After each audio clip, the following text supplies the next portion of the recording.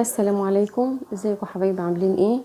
النهارده هنعمل مع بعض وصفه بدون دقيق بدون عجن، يعني هنقول عليها وصفه السوبر السهله للوجبات الخفيفه. في 5 دقايق بس هتكوني مخلصاها، وتقدري تقدميها ساده او بصوص الكراميل، وتقدري تقولي ده سناكس العيد الجديد، مغذي ومشبع في نفس الوقت. ويلا بينا نتعرف على المكونات. واول حاجه هنجيب كوبايه من الرز ونطحنها في الكبة الصغيرة اللي بتبقى مع الخلاط، ونعمها كويس جدا. ويفضل طبعا ان انت قبل ما تستخدمي الرز تكوني غسلاه ومنشفاه. لما بتيجي تنشفيه بتحطيه على قماشة كده قطن، وتسيبيه جنبك كده في مكان فيه تهوية، هتلاقيه ينشف معاكي. فلما بتيجي تطحنيه هيتطحن معاكي ويبقى ناعم جدا زي الدقيق بالظبط. فخطوة غسيل الرز قبل ما تطحنيه بتفرق عن لما يكون مش مغسول. ودلوقتي اصبح ناعم معانا جدا اهو، ما تقدريش تفرقيه عن الدقيق العادي.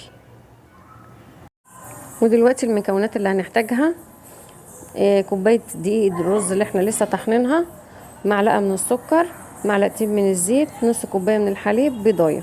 مكونات بسيطه جدا وسهله. واول حاجه هننزل بيها البيضايه، واضيف عليها معلقه كبيره من السكر، وبعدين نخلطهم ببعض.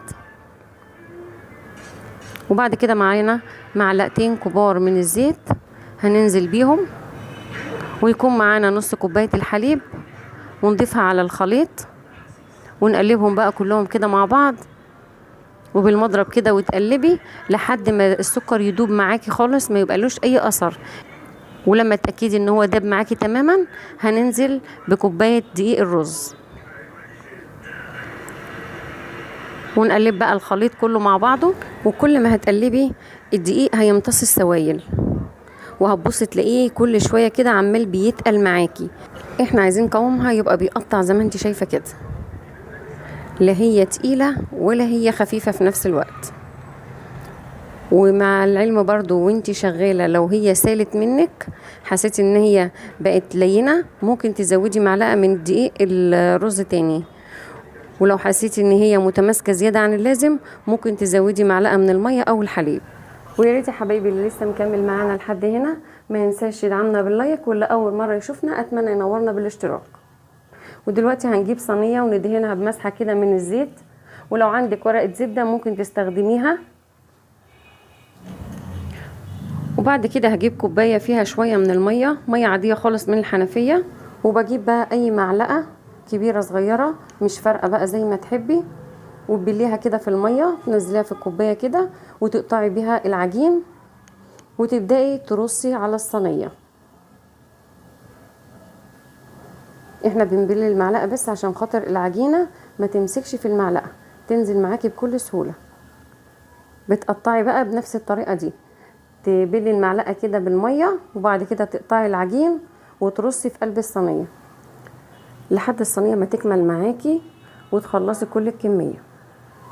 ودلوقتي بتظبطي درجة حرارة الفرن على 180 وتسيبيه لمدة 10 دقايق كده يسخن.